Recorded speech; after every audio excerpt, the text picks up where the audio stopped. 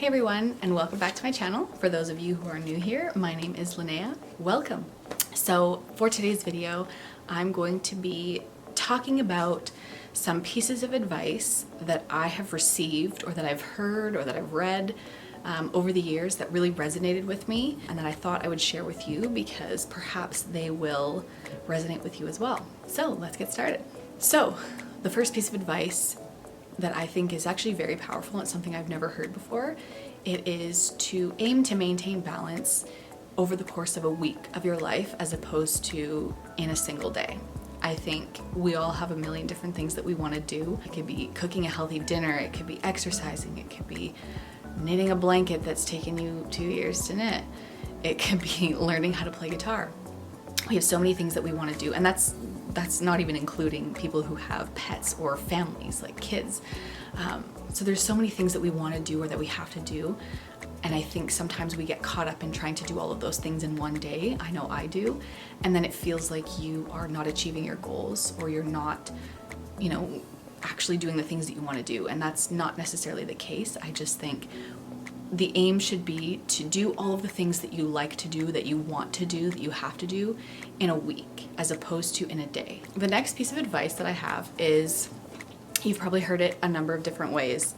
It's to be flexible, or you've probably heard that life happens while you're busy making plans, or that you have to be adaptable, enjoy the moment. And I think for me, these all they're different, but they all kind of relate in that I think sometimes, for me personally, I get really caught up in my goals that I've set, in where I want to be in a certain number of years or what I want to have achieved, and I don't actually enjoy what's happening right now. I don't enjoy the journey of learning something new or the time in between goals. I think it's very easy to get caught up in the plans that you make for your life. It could be like a 5-year plan, or it could even just be your routine for the day, what you want your day to look like, and you kind of don't actually enjoy the day or the moment or the journey for what it is, and you kind of miss what's happening right now because you're so focused on that end goal. And I think, I've taken a meditation course, I've read meditation books, and they all talk about being present, and I think, of course, that's a useful piece of advice. And I think particularly when it comes to goal setting and to building a routine, it's sometimes difficult to do that. But if you're someone like me, I build routines really easily, but I tend to get stuck in them, and I'm not flexible enough with my time, and I don't enjoy my day for what it is because I'm so busy thinking about what I had planned for it. And so I think my piece of advice, the thing that I've gotten from all of these random little words of wisdom, is to enjoy the journey. Life is meant to be lived, and your life is really lived in the moments between your goals and between the plans that you've made. That's when you actually feel fulfilled. It's not necessarily once you've actually achieved that goal, because there's always going to be something else.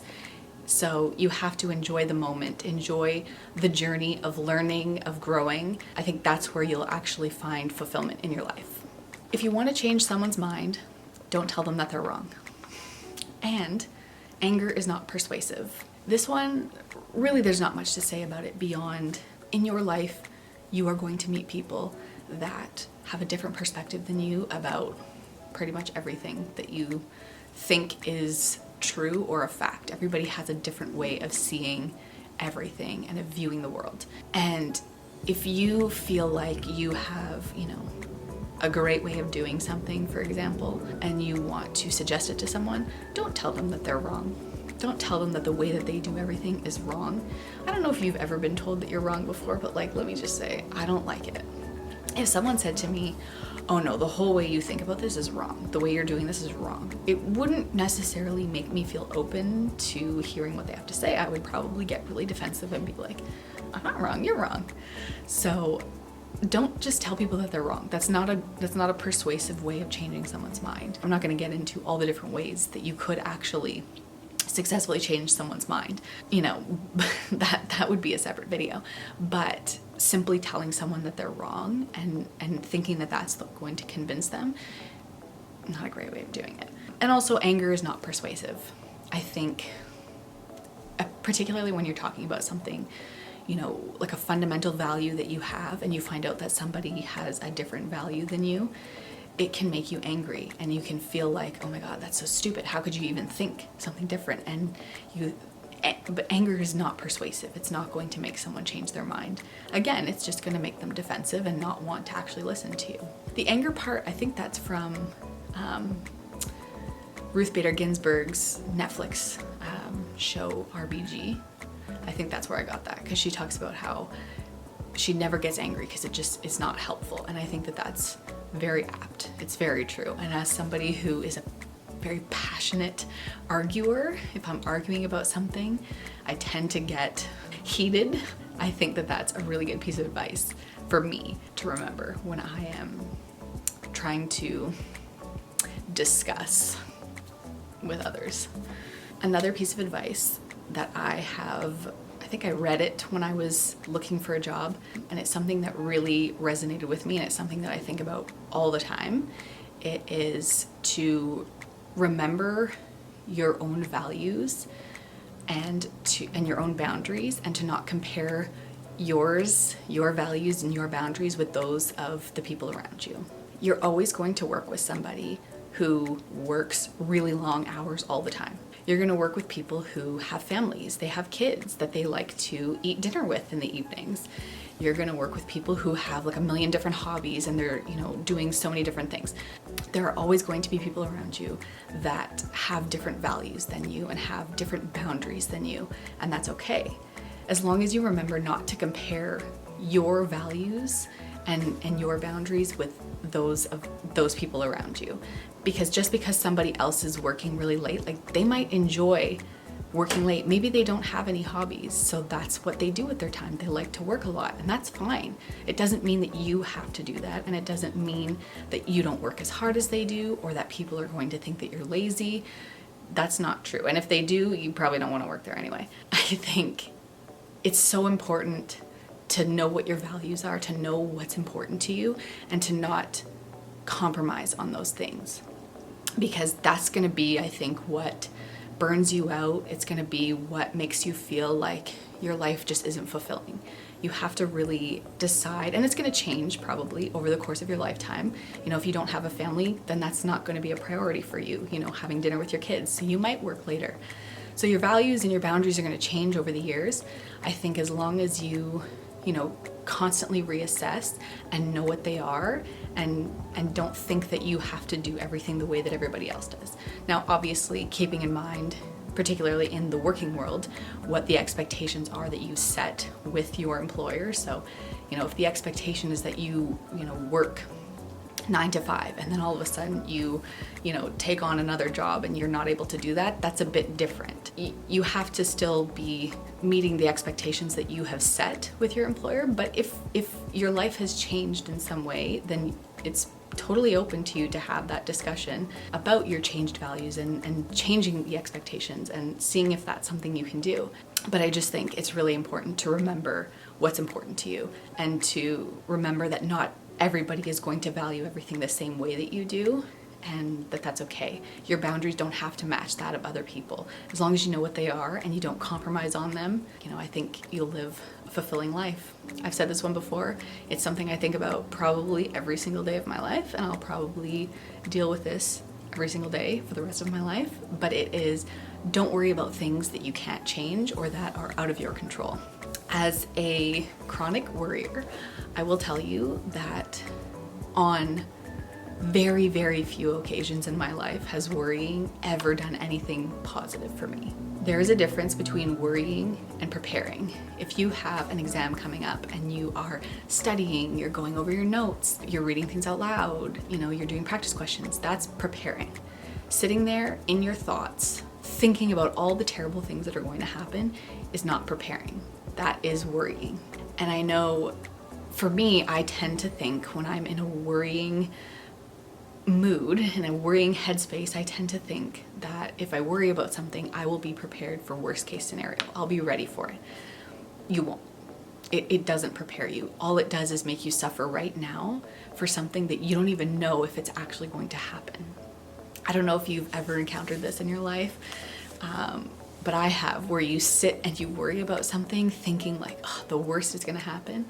And then that thing doesn't happen and you just think to yourself, holy man, like I just spent so much time thinking about that and it didn't even happen.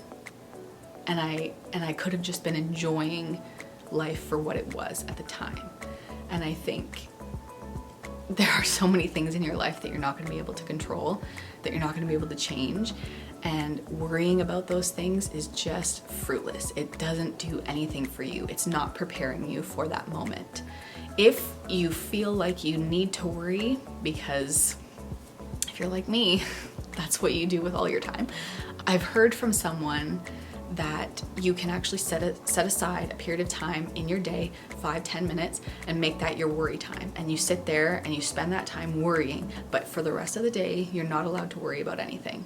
You only have that small window of time in which you can think about all those things, you know, play your worst case scenarios over and over again.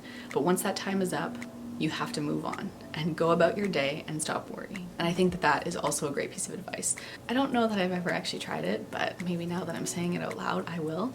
But I just think it truly is one of the best pieces of advice I've ever gotten. It's one of the hardest to put into practice for me. Really, I think it would be life-changing if you were actually able to, in the moment that you're worrying, stop worrying and, you know, realize that you're just suffering for no reason. So stop worrying. It's not doing you any good. The next piece of advice comes out of the idea that you get from like self-help books and from, you know, other people in your life, that like being positive is always the answer. If you have a positive attitude, a positive perspective, that everything is fine. And I think that that's flawed. I think when something bad happens to you or when something doesn't work out for you, it's important to acknowledge that you're disappointed, that you're sad, that you're angry, that, you know, it didn't work out and you feel really low. Immediately trying to spin every crappy situation into something great is going to leave you, I think, detached from how you actually feel about the situation. You're not able to actually, you know, deal with it and properly move on. And it just kind of, it's a fake sort of happiness. And I know there's definitely studies out there that say, you know, if you smile when you're not actually happy, it will actually make you feel happy. And that's fine, but that's different. I think my point is, and it again goes back to that like meditation, you know, being present. It's really acknowledging the feelings that you have about a situation rather than just immediately trying to get to the happy parts and skipping through the sadness, the disappointment. There's nothing wrong with acknowledging that things didn't work out and that you're disappointed. As long as you don't let that run your life for any extended period of time, I think you'll be okay. And you get to choose how long that period of time is. But I just think it doesn't do you any good to just skip over the sad parts, the disappointing parts, because you don't get a chance to actually process. And then, you know, it is a fake sort of happiness after that. I think you really have to live in your feelings and in the moment before you can move on from it and be a positive Patty, if you will. And the last piece of advice is something that, again, really working on here. It's don't expect yourself from others. So you probably have certain traits, certain characteristics, or certain things that you think are really important. For me, I have always been, I think, a pretty thoughtful person. And I tend to think that because I'm like that other people should be like that. And I expect other people to also be like that. And when they're not, I'm disappointed. And it's my own fault because everybody has different things that they think are important and everybody's different. Like, you know, some people are really thoughtful, some people are really selfless, some people are really compassionate, some people are, you know, really brave, and everybody has, they're kind of related, they can all be related, but they're all a little bit different. And everybody is a little bit different. And you can't expect that other people are going to see things the same way that you do and to give you back what you give to them. So if you are very thoughtful and loving to someone and you don't feel like you get that same thing back, it might be that your expectations are too high. And sometimes it's not. Sometimes you are probably just in a situation where somebody's not treating you fairly, and that's different. I'm talking about, you know, expecting that other people are going to behave and are going to show you thoughtfulness, for example, in the same way that you show it to them, and that's just not reasonable. Everybody's going to be a little bit different, and you can't set such high expectations of other people. People are not going to match exactly what you put out because they're different, and that's okay. It's kind of like the 5 love languages. You know, people might show you love in a different way than you show them love, or in a different way than you would like to receive love, and it's worth a conversation, but you can't expect everybody to be like you. You know, I mean, that really is the ultimate piece of advice. People are different.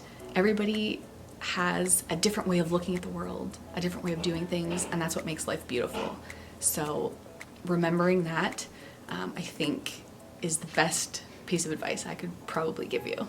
So I think that is everything. Those are some of the main pieces of advice that I have been given or heard or read over the years that really resonated with me and that made me really reflect on my life and my actions and the way that I see the world. And I'm hoping that they will do the same for you. Tell me in the comments below, what is the best piece of advice that you have ever received in your life? I just think it's so interesting to hear what words people live by, you know, what little nuggets of wisdom they've heard that really resonated with them and changed the way that they see themselves or the world. I just think it's fascinating. So share those in the comments below so that we can all read them and perhaps have our lives changed again. And also let me know in the comments if you would like for me to do another video like this where I actually give to you my pieces of advice based on the very limited experience that I have working as a lawyer. I think there's probably a lot of things that I could share, little nuggets of wisdom that might also help you. So let me know if you would like to see that video. But yeah, that's it. I hope that this was thought-provoking for you and will just make you think about things a little bit differently. Thank you so much for watching, and I will see you in my next video. Bye.